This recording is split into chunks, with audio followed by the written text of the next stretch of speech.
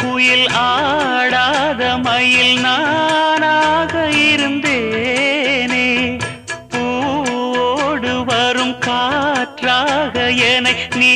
சேர தெளிந்தேனே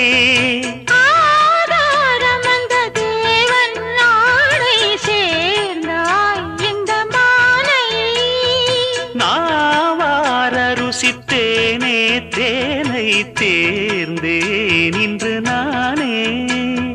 வந்த துணையே வந்து அணையே